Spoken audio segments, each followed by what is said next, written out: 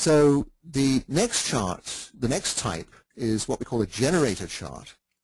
And again, there's motor centers. So she's got 3 motor centers. This is Princess Caroline of Monaco. She has 3 motor centers colored in, but none of these motor centers make a connection to the throat, which is the center where we get to express things and manifest things in life. However, she does have this red square center, the generator sacral center, turned on.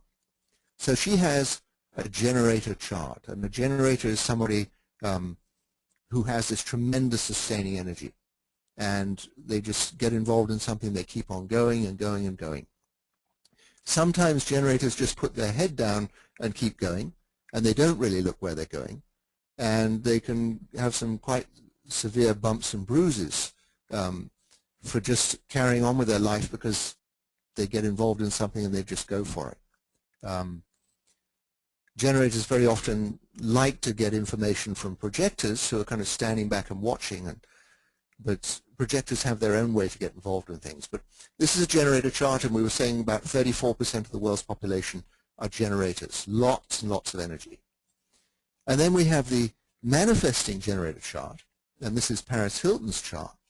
And again, she's got 2 of these motor centers colored in, and this motor center here does not make a connection to the throat, but this one here, this generator center, does make a connection to the throat up here. So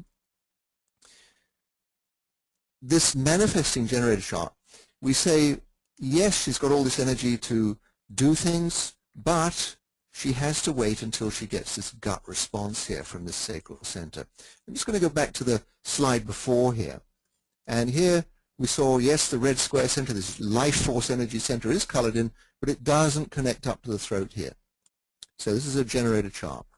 Generators have to, well, they don't have to do anything, but the recommendation is that they wait for a gut response, something that comes out of the lower belly, gut response. So not a mental thing, nothing to think about, just going because they get this pure energetic gut response. Manifesting generators the same. They wait for getting a gut response, and then they make a move towards something. They're changing gears from this response to moving into a manifesting mode. So when they get the gut response and they make that first step, they find out if it's something they want to proceed with. And manifesting generators can be enormously fulfilled when they recognize this thing of finding out whether they got energy for something and then following through and seeing if it's actually working for them in a manifesting way. Projector charts. This is Shirley MacLaine's chart. She has 2 of these motor centers colored in, but there's no connection up to the throat here. It doesn't go all the way through to the throat. And this center here is colored in white, the sacral center. So a projector chart. And what we can see in her chart, out of the 9 centers here, she's got 4 of these centers colored in. And so what we say about the colored in centers is they're always running, always turned on, always consistent, always reliable. And so in Shirley MacLaine's chart, she has this throat center that's colored in with this channel from the yellow diamond center here, this channel here. It's a channel of leadership, and she's a natural born leader. She just has that about her makeup. And then over here in the bottom right corner of the chart, she's got this other part of the design here, from the root center where the adrenaline is to the emotional center, where she can play some very dramatic parts in life. And so these are things that are consistent for her. Projectors, we generally say, they make great guides for everybody else because they're not necessarily an energy type. They're not necessarily so involved in doing things all the time, but they do have this ability to stand back and watch.